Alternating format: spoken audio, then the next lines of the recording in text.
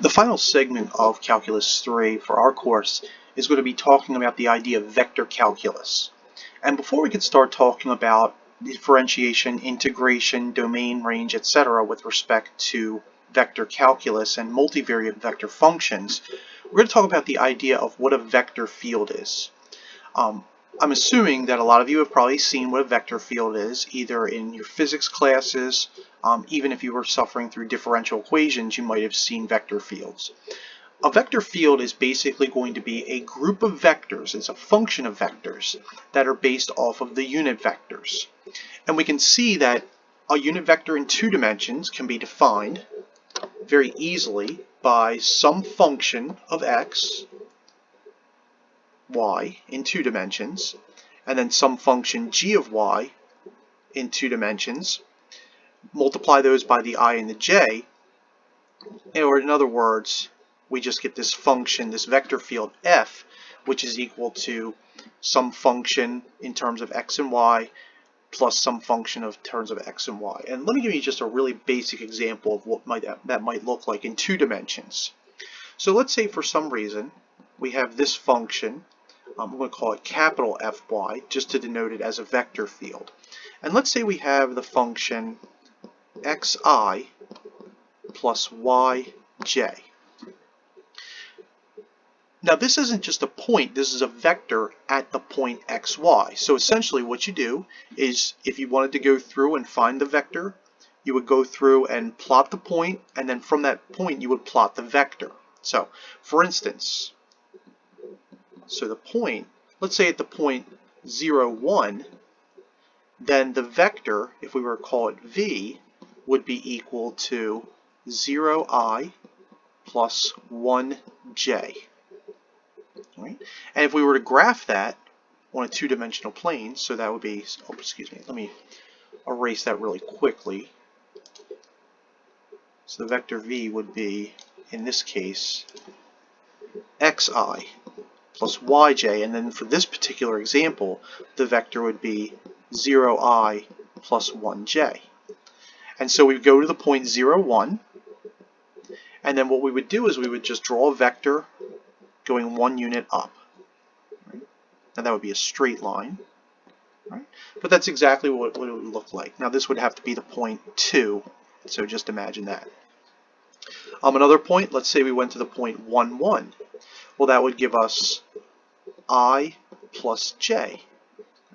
So let's go to the point 1, 1.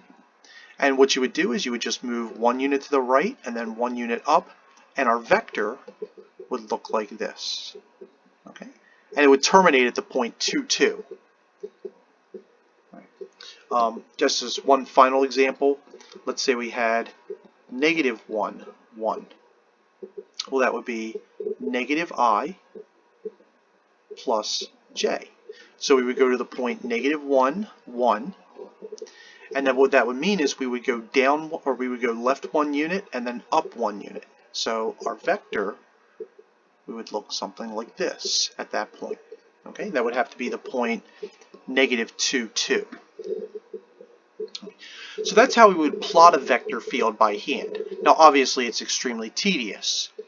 The same thing could happen in 3 dimensions. So if you had a 3-dimensional vector, and that's going to be really the crux of what we're going to be talking about, a 3-dimensional vector field can be defined as a function in terms of x, y, z plus times the unit vector I, plus a function of x, y, z, we'll call that g, multiplied by the unit vector j, and then finally of another vector x, y, z, or excuse me, another function in terms of x, y, z times the unit vector k.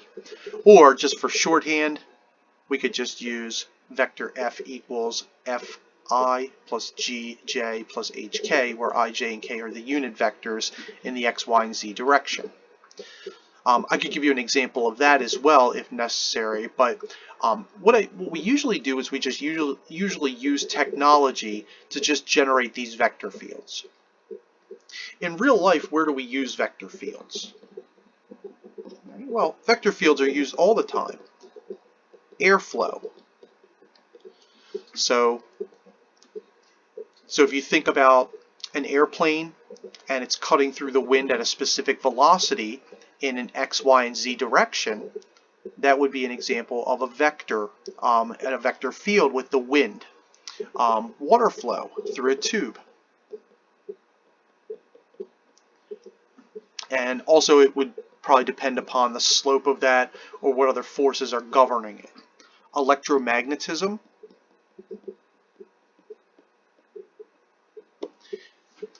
And generally, if we think about the idea of a magnet, if you put them at opposite, if you put the negative and positive ends together, they start to repel each other. In between there is a vector force or a vector field. And eventually what we're going to be able to do is we're going to be able to find that force, that total force in between those two magnets or something like that. So again, you've probably seen some of these in physics, but if not, that's essentially where you would utilize these. All right. The best example I ever think of is if anyone's ever been to the iFly. So let's say we have a person, and we have a vector field that's holding this person up. Right? So if you've ever done the iFly, all right, and then you have it within a cylindrical tube. So we could model that by utilizing that idea. All right, so just some examples of where we would use vector fields in real life. Before we conclude with this video, two good websites that I utilize is both of them GeoGebra to be able to plot in 2 dimensions.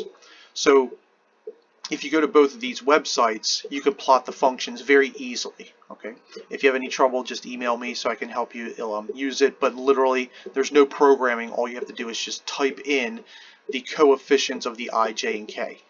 And what we get is we just get 2 different vector fields given these 2 different vector functions. So if I have a very simplistic vector function, xi plus yj, then what we can do is we can just plot that by hand, as I did in the previous example, or we could just go through and use technology to have it plot some of the vectors. Okay, now I want you to note that this is just representative of some of the vectors. Okay, so this is not every vector. Okay, it's a lot of them, and it shows the key characteristics of this. All right, but it does not show all of them. The same thing if we're looking in 3 dimensions. So if we have this vector field in R3, a very simplistic one, all coefficients of 1, then what we basically have is you can just think of it as a windy day blowing in a specific direction. All right, and the wind is pretty much consistent as you go to the different points. So what we're going to be looking at in the next few examples is we're going to be looking at how to relate vectors to the idea of some level curves. Right? So go back through this. If you had any trouble understanding what a vector field is, you can certainly email me if you have any questions about what a vector field is.